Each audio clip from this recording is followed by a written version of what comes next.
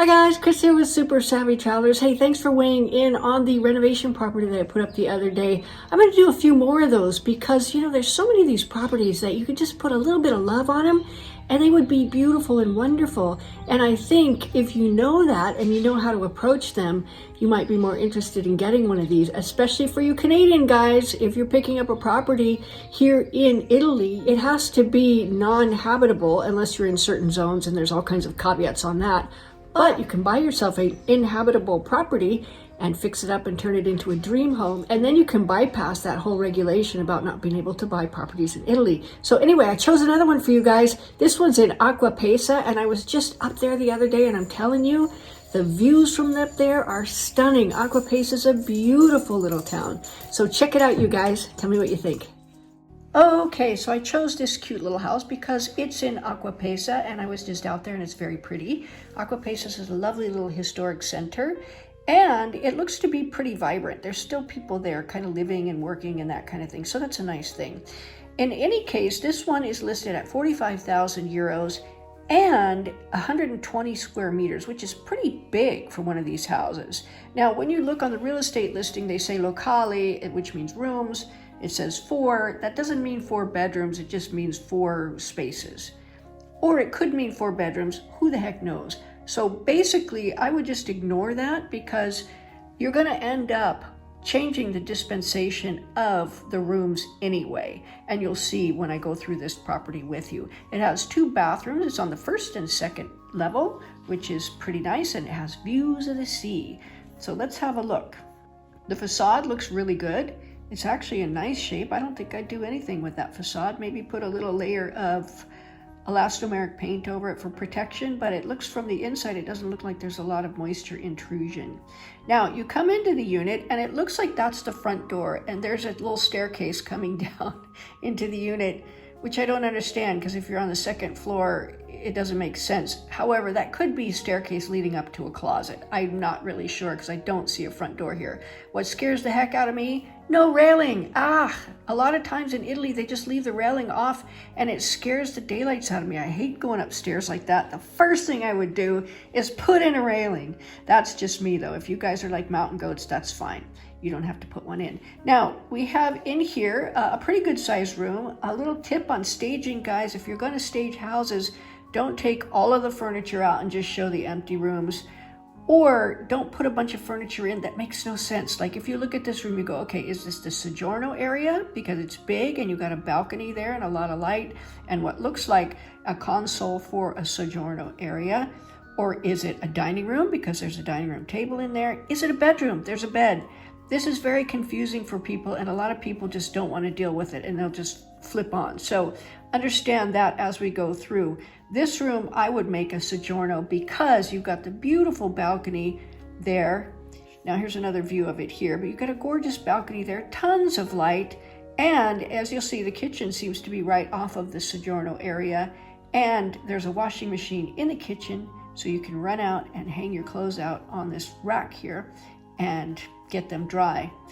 Now you can see that the view from the balcony is very pretty. There's a little scorchy view of the sea, scorchy meaning a little glimpse. The other balcony has a much nicer view of the sea. Now here's the kitchen, and you can see it opens up onto the soggiorno area, so there's a good amount of light coming in. And one of those windows there is kind of covered with curtains, which I would take down because they shut the light out. And in some of these historic center homes, you really need a lot of light. So let's talk about doors and windows. In the historic centers, normally you are limited into how much bigger you can make doors or windows and whether or not you can make them balconies and things like that. First of all, in Santa Domenica Talao, for instance, you can only increase the size of the window or the balcony opening by 20%.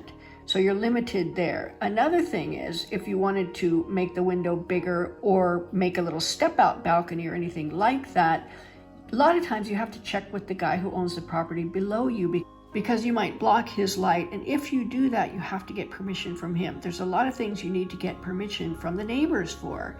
In a certain circumstance in the historic center in Santa Domenica, the people that bought the place wanted to open up one of their walls and make a little window there. but they had to talk to the neighbors who looked at that wall to find out if it was okay with them if they looked out their window and saw a window. So you have to be really careful as to what you can do. Never take an agent's word for anything having to do with renovations. Just don't do it. Talk to an architect, geometra, or an engineer.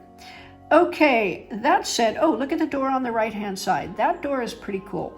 Now, those doors are highly valued here. They're usually chestnut. If they're not, I would just throw it out. But if it's solid chestnut, I would take it and I would redo it. Now, you don't have to have a door on that wall there. You can have that all be open. If you open it up, it looks like a large load-bearing wall. And if you do open it, you're probably going to have to put a header in, and that's going to cost. That depends on your architect or geometra or engineer. Now, an idea with those particular doors, if you don't want a door like that right there, you could basically put in the hardware for one of those barn type doors and have it slide closed so that you don't have to have it taking up space right there. It just kind of slides on the wall when you're not using it. And it's very convenient. They slide relatively easily, and that would be a nice use of that door. Alternatively, you could take the door off if you don't want it there and fix it up a little bit, do a nice color, put some mirrors in where the indentations are, and make it into home decor. You could make it into a shabby chic thing. You could actually put a little painting inside that looks like a window or something like that. There's all kinds of things you can do with these doors so that you still get to retain the character and the charm and get to use something that's really pretty highly valuable. So that's an idea. Now you got the kitchen, and yes, we have a lot of times washers either in the bathroom or in the kitchen, and it makes sense because that's generally where the drains are and everything else. Now, in addition to that, this kitchen is right off the Soggiorno area, which has a balcony, and as you know, in Italy, we all hang our clothes out and they dry in a matter of minutes unless it's winter time, in which case you have clothes all over the house, but that's a whole nother thing.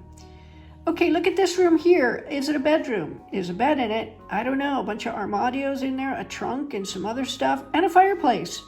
I'm not sure what this is. You could turn it into a study. I would probably make it into a little study/living area, and I would keep that fireplace there, put a pellet stove in for heat, and make a nice cozy little section in wintertime.